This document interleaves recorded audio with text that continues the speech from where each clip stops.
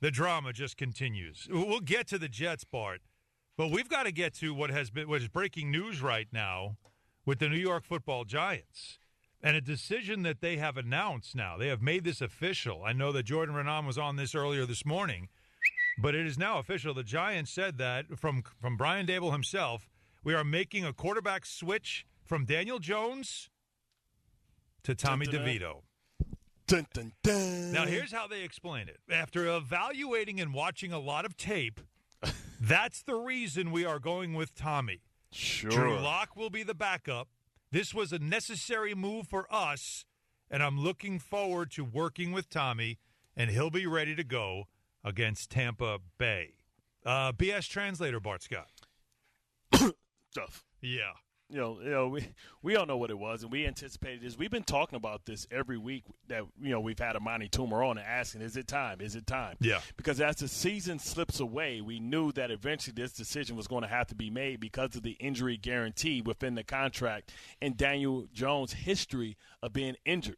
So we all anticipated this. We knew this was probably the best time to do it because now you can sit down as an organization, figure out what's going to be the game plan moving forward, but what was going to be the game plan and also the strategy in trying to win football games or not trying to win football games. Mm-hmm. Now, I would ask yourself, when they decide to go to Danny DeVito, is because they think he gives them the best chance of winning or the best chance in losing?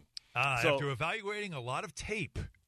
So you're right. But that's all it says. It doesn't say gives us the best chance to win. It just said this is a necessary move. Right. It didn't say he gives us the best chance to win. You're absolutely right, Bart. Exactly. So the reality is, are the Giants actively, openly trying to tank so that they can have the ability to pick their next quarterback? Is it Cam Ward? Is it Shedeur Sanders? Which would be a feat within itself. Wow. Because some of those things and all those quarterbacks inside of the draft are not like the other. Mm-hmm. And it's been a little story or little whispers about the Giant organization that nobody could ever prove, but we'll have to find out. We'll have to mess around and find out this year because you can arguably say that the two best quarterbacks in this draft are of African-American descent.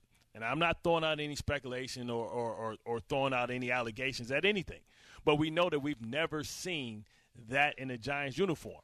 And I'm not saying it's like Adolph Geno Smith, Tyrod Taylor, they have had black quarterbacks, of course. Yes. But not as the starter. Not as the face. Although Geno was famously replaced Eli Manning. Right. Not as the face. Yes. I see what you're saying. Of the organization. And that would be a first for the Giants. And I don't know how many other organizations have not had a African-American starting quarterback face of the franchise within their history. I'm not sure of that. But amongst us in NFL circles, that's what has always been said about the Giants organization. You mean as far as drafted, developed, like that's our guy kind of thing?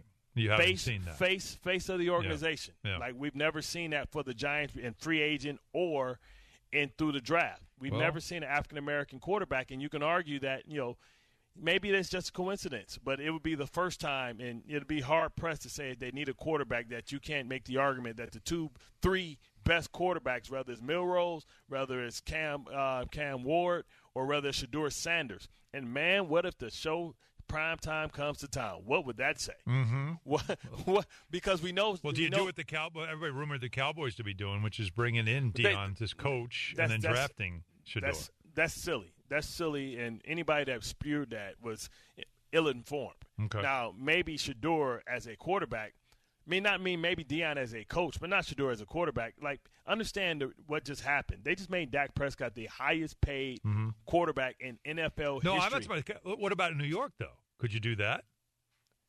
Bring them both?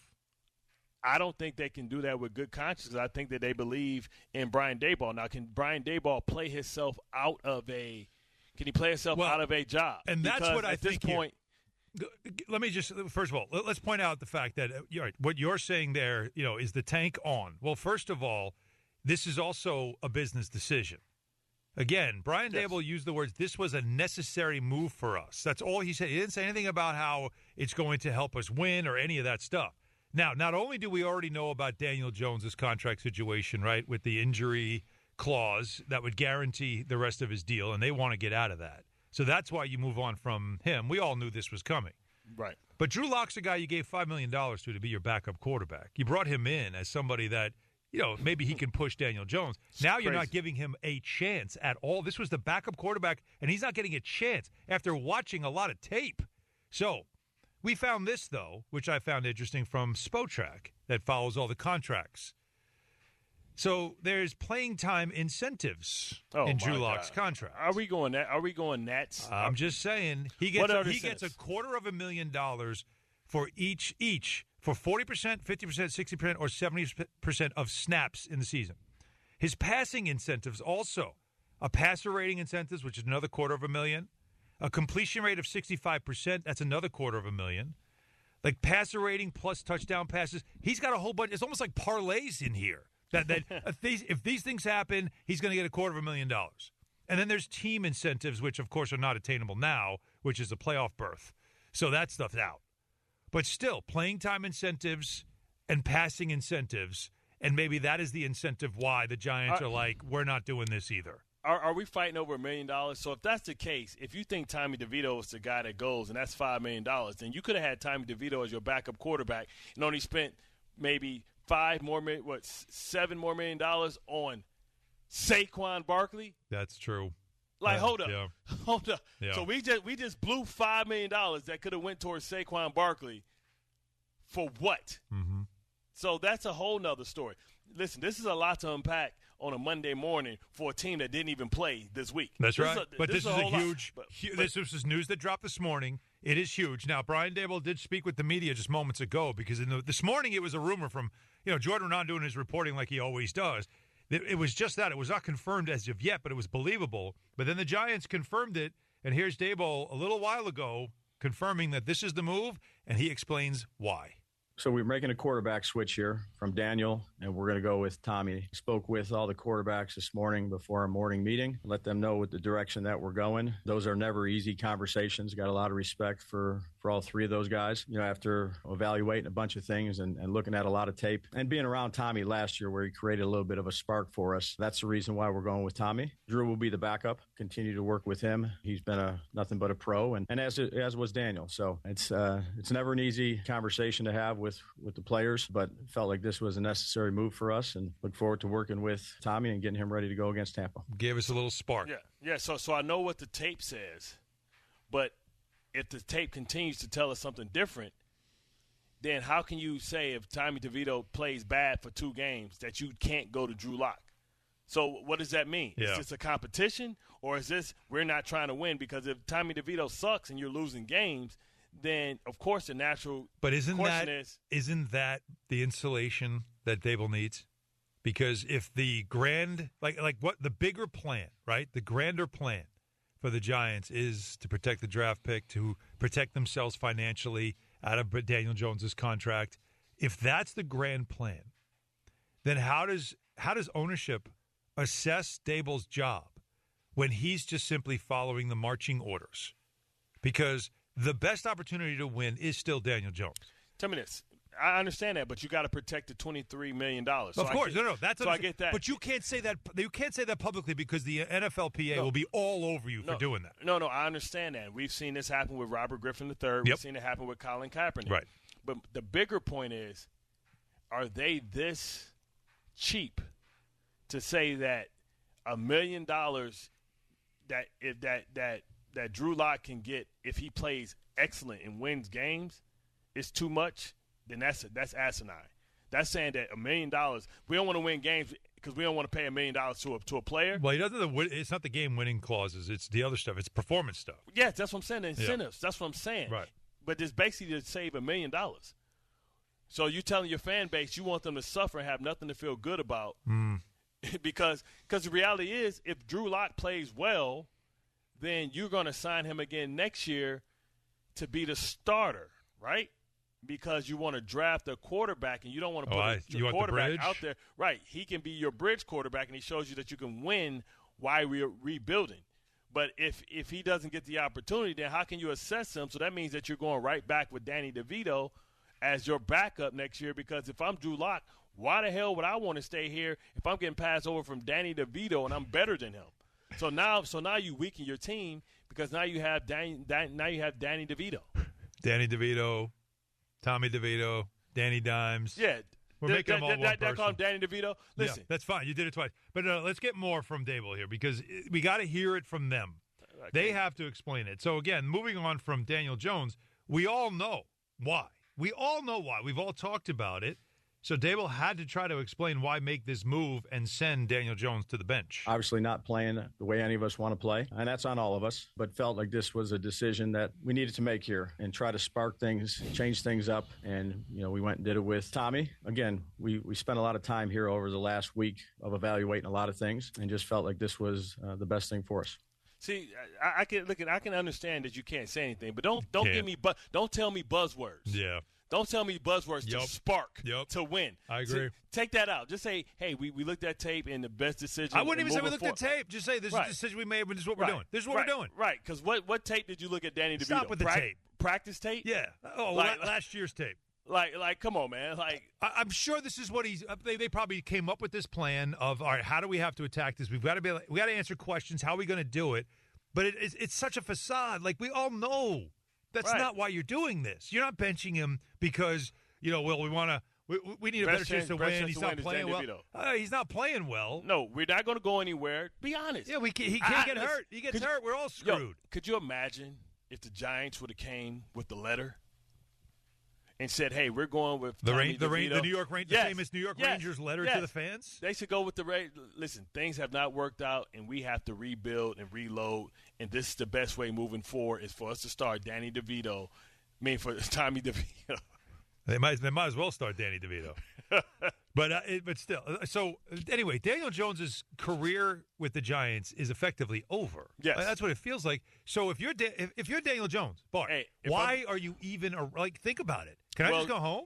Well, what am I doing? I think Robert Griffin III went home. Yeah, well, let's see what Dable said about Daniel Jones. Marcus Mariota went home. Yeah, I know. Let's see what Brian Dable said about now with the future with Daniel Jones with this team for the rest of the season. He's here. Again, we had a talk right before the meeting today. Never easy. Got a lot of respect for how he goes about his business, for how Drew does, for how Tommy does. Those aren't easy conversations, but nope, he's here. So he's with here the means team. what? I mean, he's present? He's there. Yeah, he's with the team. He's at the practice facility. He's back from the bye. But he's not going to dress. The third quarterback don't dress. So what the hell am I doing? And what, is he going to run the scout team? Or do you not want him to get hurt in practice either? Bro, I'm telling you, that's what I'm doing. Just in case I'm asking, hey, do they think I suck? I'm a robot. Lee Malvo. On warm-ups, we running. I'm going to pull my hammy. Could you imagine? If that, there's no way, you can't even let him work out. You can't even let him waste. Nothing. You going down, he going for his PR in squats. I'm back. Remember, that happened to Brad. They made me get my conditioning in. That happened to Brad Jackson. Brad Smith. Brad Smith, okay. Yeah, he hurt his back with training with Salalosi. Oh, I remember Salalosi. Yeah, so he hurt his back, and he could never squat again. He jacked his back up that bad. Jeez. Well, that's bad. 800-919-3776 is the number. So, again, Giant reactions if you have any. Yeah, I need to hear. How apathetic are you at this point, though, when it comes to this? I know there's a large portion of the fan base that loves Tommy Cutlets. They want this magic back. They want give me the agent, put on the zoot suit. Give me something to entertain me for the rest of this thing. Give me a little bit of this Tommy Cutlets like you did last year. It was the same time of year. It was the holiday season. You remember this, right? Bro, who didn't the whole Thanksgiving thing, all of this now. Bro, this is coming, and how many of the fan base is I'm into this. At least give me something to watch. They're going to root for him. They're going to hope he does well, but we all know this guy, it's a nice story, but I don't know how many people really believe this is truly an NFL quarterback. Yeah. And so we're going to find out. Football Mondays on 880 ESPN is brought to you by Infinity. Experience the Infinity lineup at your tri-state retailer today. But, Bart, there's also the other side now of New York football that we got to get to. Well, the Jets was the happiest organization that, this big news was made by the Giants. They're hoping that they can, hey, nothing to see here. I don't know how many more people are going to want to talk about this team, but let's be honest. Now, there have been some worst team, the worst team money could buy. The Mets did that in the early 90s when they got Bonilla and all that. That was the worst team money could buy. Actually, it was famously a book.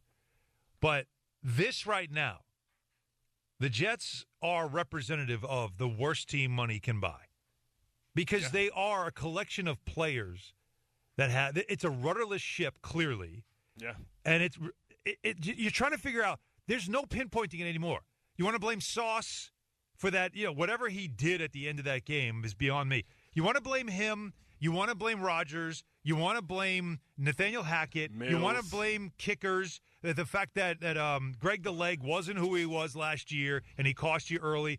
There's all these people you want to blame. You want to blame the fact that Jeff Ulbrich took over as a head coach when he should have just stuck to being the DC because that defense has gone to crap. He feels like he's overwhelmed. I mean, think about it. The first thing DJ Reed said after the game, he's like, I see it too. You're right. Like, since the coaching change, we have not been the same defensively. So all these things happen, and it's hard to figure out and then you have where do you focus the blame. Then you have Ulbrich saying, hey, I should have had him in a better call. Ugh. Like, hey, is it – Well, it's clearly too – like, this guy took over, and it was just way too much for him. Yeah. Way too much for him. So now it's officially a disaster. There will be no miracle run. There will be no flip the switch and suddenly all the things we thought they'd become, right? This season now effectively is over for the Jets. It's done.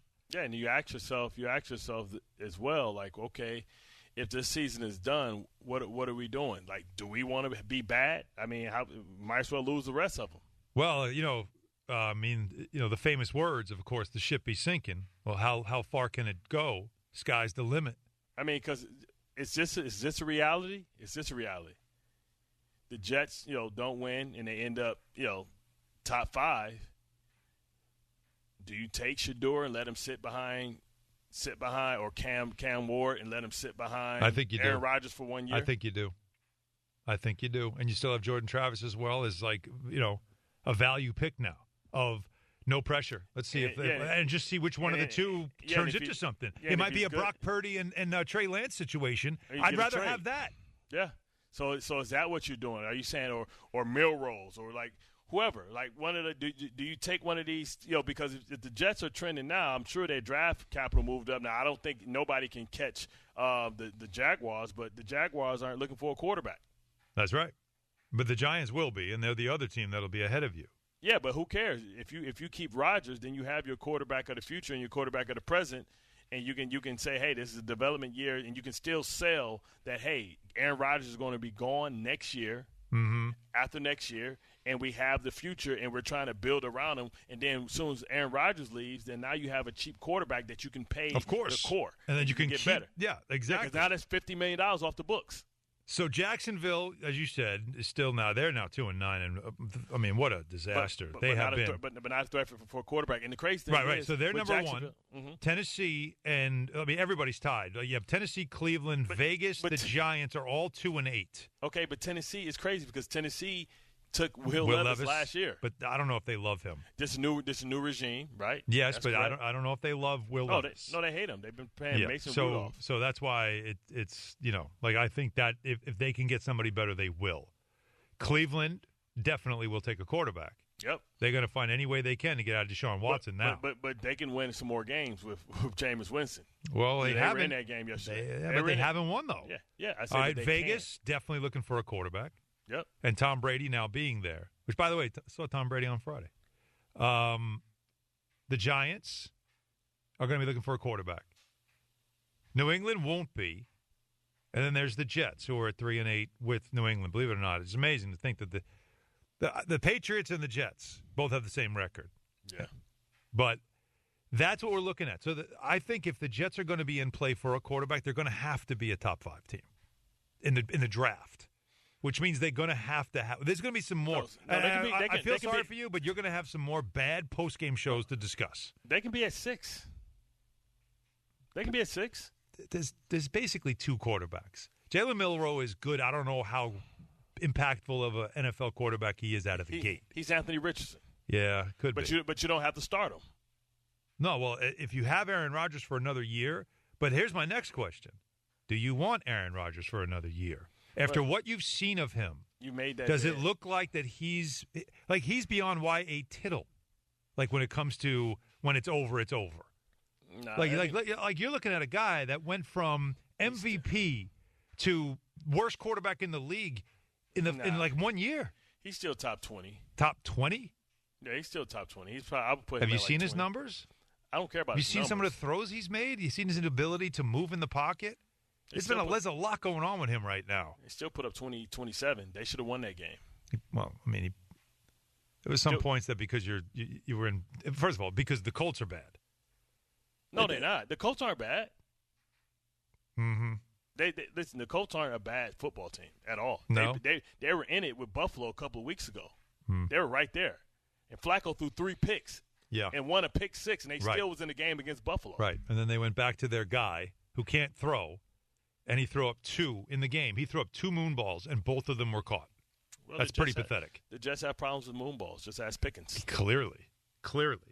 So who's to blame then, Bart? How do you fix this? Is it as simple as, just bring in Rex and everything will be fine? Is it a matter of you need a leader in this franchise? That's what it's missing. They're missing a standard. They're missing just somebody who is going to get control of that locker room again, because clearly this is a team that with the veterans they brought in, it's a bunch of mercenaries who have no blood in the ground here, and it's young guys who aren't really ready to step up as leaders, and a couple of young, at least one for sure in Sauce, that you could see has regressed. That's more alarming than anything else.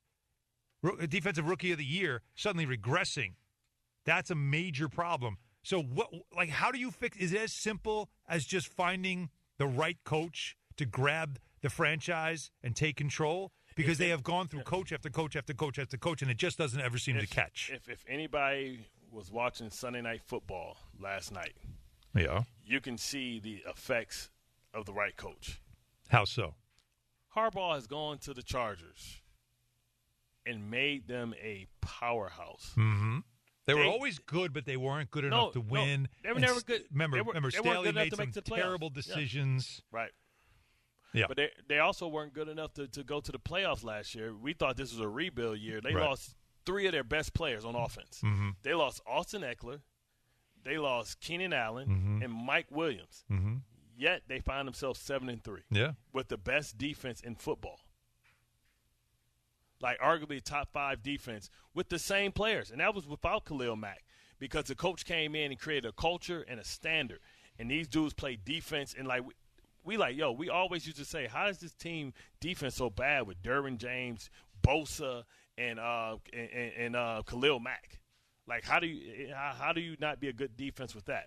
And now we see the difference of a coach coming in and holding people accountable and playing defense and bringing great coaches with them. The mentor guy that he brought from Michigan has bringing his guys in too. It didn't matter if you were a brand name. It didn't matter to Harbaugh. If do you fit how I want to play? No, you don't. Remember, he didn't compromise. He asked. He said, "Listen, Mike Williams, if you want to stay on this team, you got to take a pay cut."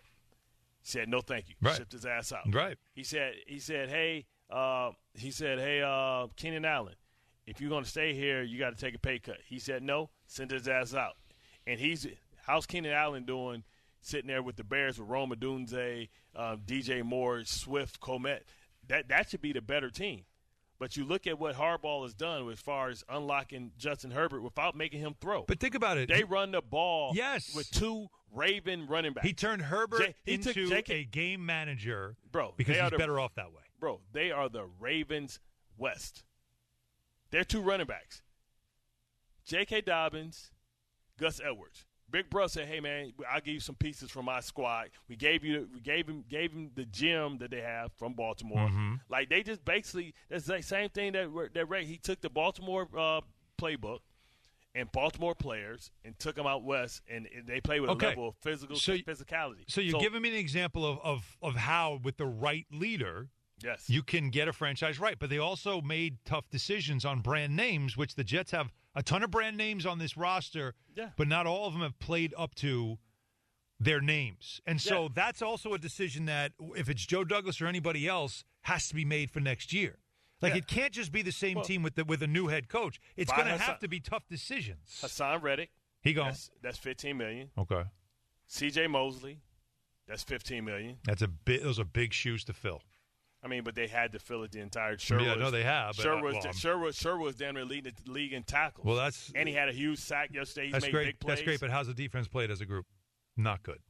But you got to understand that you have a player that's in his prime that you can have for the next 8 years that you don't have to pay for another 2 years. Sherwood leads the NFL in tackles. You know Quincy is a baller. So that I think CJ knows once they ask you to alter your contract, the next year everybody knows that you're gone. And he's been injured. Remember, he's been here 3 years and he's been injured 2 years. Right. Missed the first. He played 2 games his first Mosley, year. Unfortunately, with Mosley, that's what it's been. It's just he has not been able to be healthy. But when he's been very good. But it's time now at this point to acknowledge what it is. Right.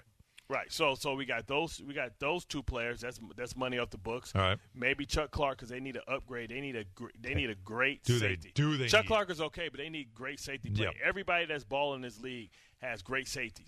You tell me the defense that's out there. I'll tell you, man. Look at the great safety. All right, but we're going through the roster, and that's an off-season thing. Let's just give me the answer about a leader. Give me the answer about a leader. Is it as simple as that? Are they just lacking a sail, a motor? You know what I mean? Yes. Like, is that what's happening here? Yes. Yes, they clearly they need somebody that's going to come here and change the culture and change the philosophy about how we play defense, how we play offense. This is what we're doing, and that's what I'm talking about. And they need to be able to hire a great staff. I know we talk about Ben Johnson. I don't think Ben Johnson will come here, right? So you can kind of X that off because I think Chicago is a more attractive place, and arguably Jacksonville is a more attractive place because you have young quarterbacks that you can mold. You have less pressure. Well, not in Chicago, but in Jacksonville, you have no pressure at all. Right. Take that job. And no you have an owner that's patient that will spend a lot of money. Yeah. So then I would say also look at a guy like Rex. Okay, that's something that you could look at. I think he's got to be on the table.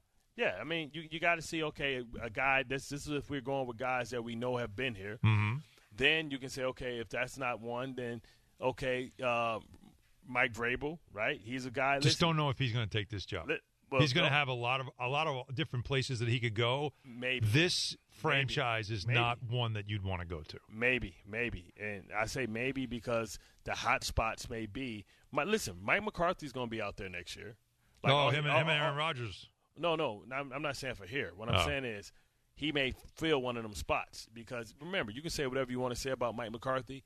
12-5, 12-5, 12-5. I understand. No, I understand. So what I'm saying is he distorts the market for a guy like Mike Vrabel. Now there's one other name. You got Eric Glenn. I was just going to say there's one.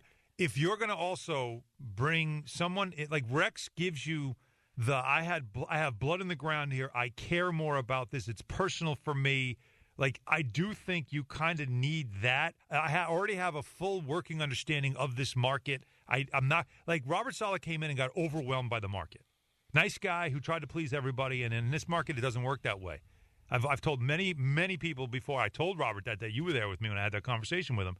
That's the last thing you do when you come to New York is try to please everyone. That's your first mistake. Just do the job. Like, that's it. Just do the job. You'll get your flowers when you do well. You'll get killed when you don't. But it doesn't matter trying to make everybody happy. Just do the job. Yep. So a lot of guys don't understand it. Rex gets that. He already understands that.